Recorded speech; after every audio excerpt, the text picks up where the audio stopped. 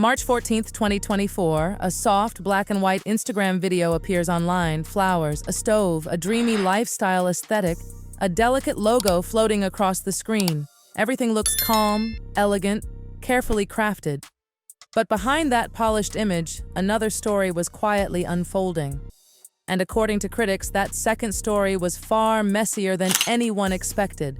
Because while one project seemed to be blooming under perfect attention, another was drifting toward controversy, scrutiny, and uncomfortable questions. The timing was impossible to ignore.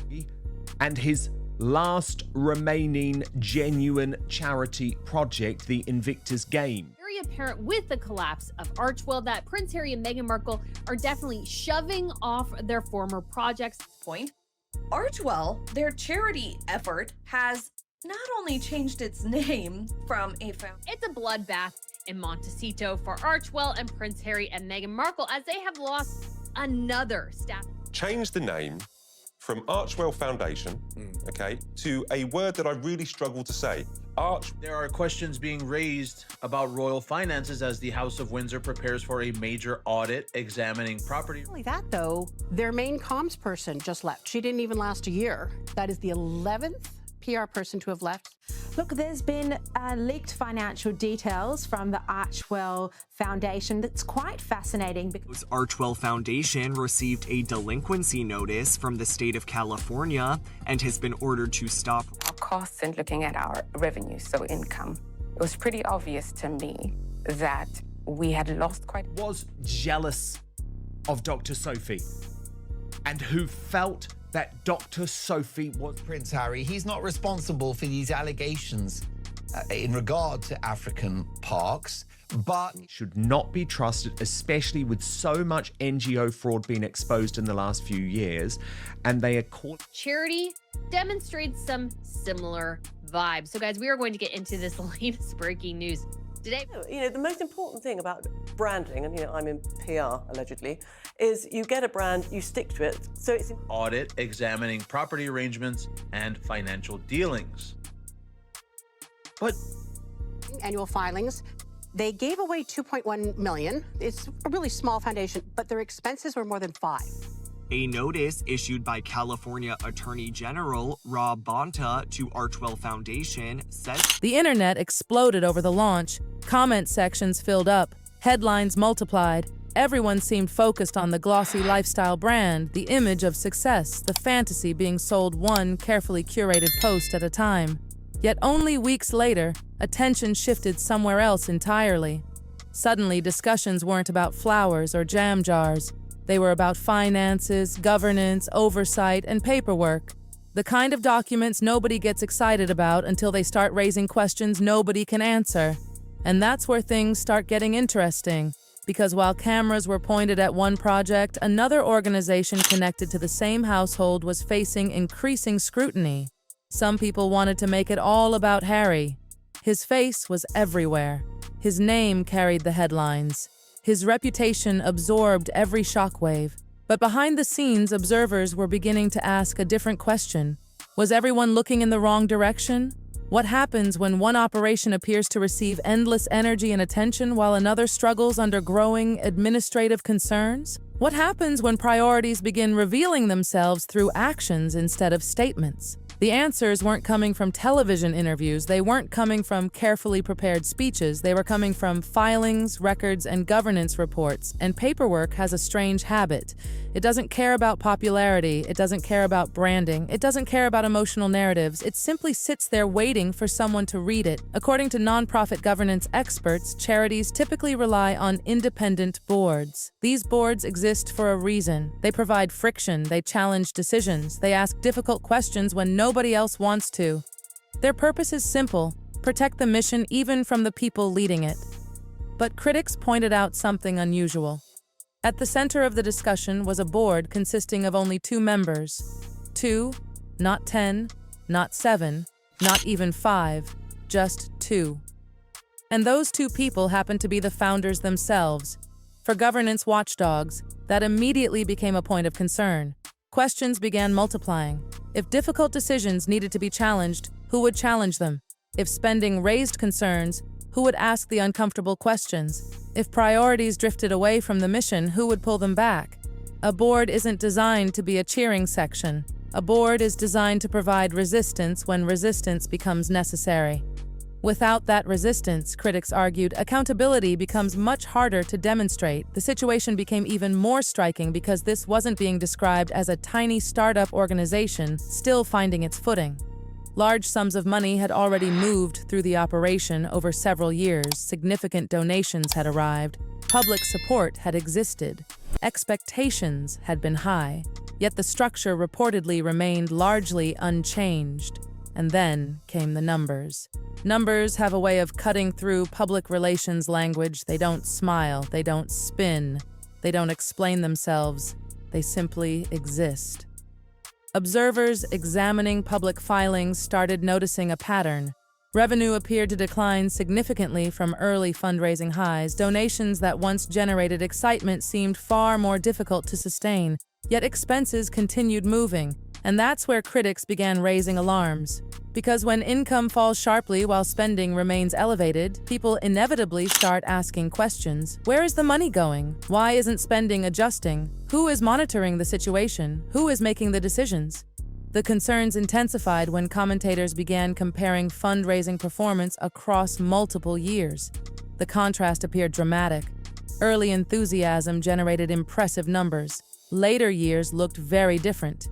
And suddenly the conversation stopped being about branding. It stopped being about public appearances. It stopped being about image. It became about sustainability, because no organization can survive forever by spending significantly more than it brings in. Eventually, something has to give. Yet while those concerns were growing louder, something else seemed to be happening simultaneously. One project continued attracting publicity. New products appeared. Marketing rolled forward. Public attention remained fixed on carefully managed launches. Meanwhile, the charity side appeared to be facing increasingly uncomfortable scrutiny. Same people, same time period, very different outcomes. And for critics watching closely, that contrast started feeling less like coincidence and more like a clue. The deeper they looked, the more questions surfaced. Questions about oversight, questions about governance, questions about transparency, questions about priorities. And those questions were only beginning, because hidden inside federal filings sat a small checkbox. Easy to miss, easy to overlook, but according to watchdog organizations, that tiny box would eventually become one of the biggest controversies in the entire story. And once attention shifted toward what that box represented, the conversation changed completely. The paperwork was about to become far more important than the publicity. And for some observers, that's exactly when the real story began.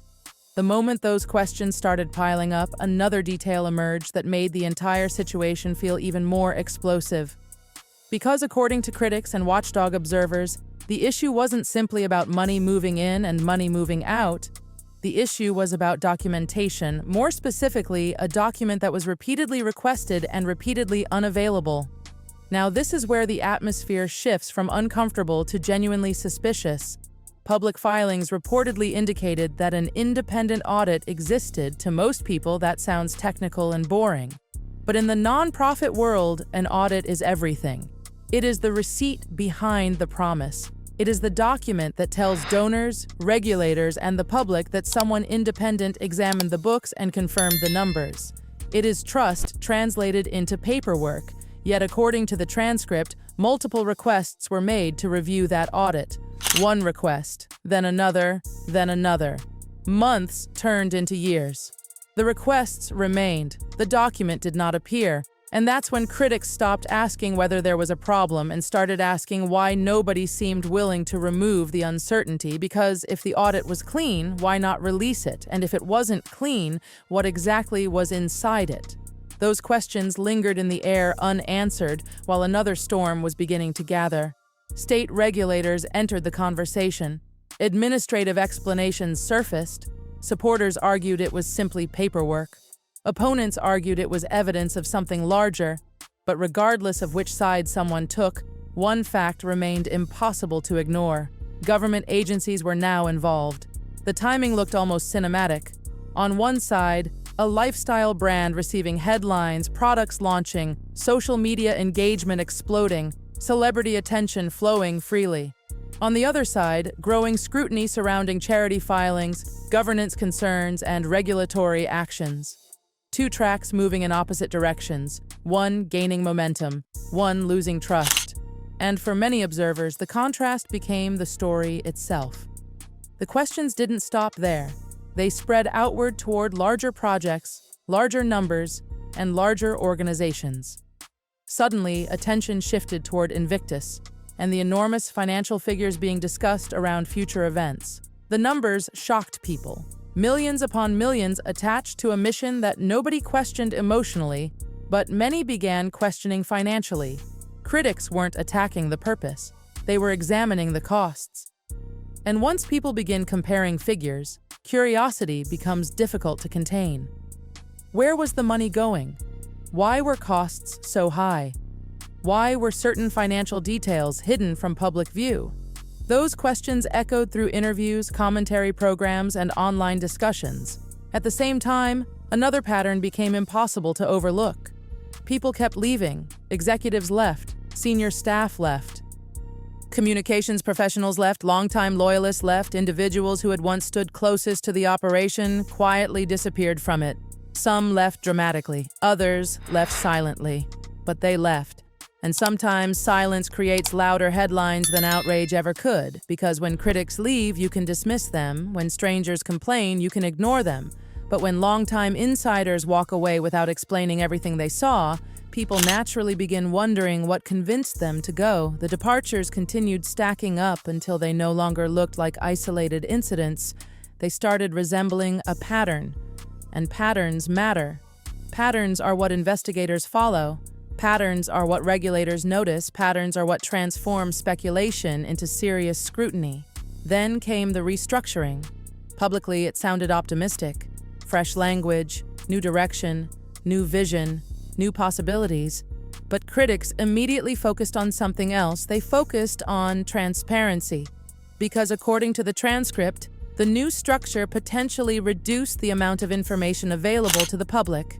Think about how that looked from the outside. Questions were growing, requests were increasing, scrutiny was intensifying, and at precisely that moment, the organization appeared to be moving toward a structure that critics argued would reveal less rather than more. Whether intentional or not, the optics were devastating. The deeper observers dug, the more every road seemed to lead back to the same unanswered mystery: the audit, the finances, the hidden details, the missing explanations, and the priorities. Because while controversy expanded, one thing remained remarkably consistent. The lifestyle brand continued moving forward. Products launched, marketing continued, publicity remained polished, deadlines were met. Meanwhile, the charity side absorbed criticism after criticism after criticism. One operation looked carefully managed, the other looked increasingly difficult to explain. And that's the contrast that refuses to disappear. A charity facing questions about governance, deficits, audits, transparency, regulatory scrutiny, and staffing turmoil. A commercial brand continuing to project confidence through every stage of the controversy. The paperwork told one story, the marketing told another, and somewhere between those two stories sits the question nobody seems able to answer completely. If everything is exactly as it should be, why does every path eventually lead back to documents that remain unseen? That is the mystery critics keep returning to, not because of rumors, not because of headlines, but because every unanswered question creates another one behind it. And until those answers arrive, the controversy doesn't end. It simply waits, quietly, patiently, like paperwork sitting in a file cabinet, waiting for someone brave enough to open the drawer and read what has been there all along.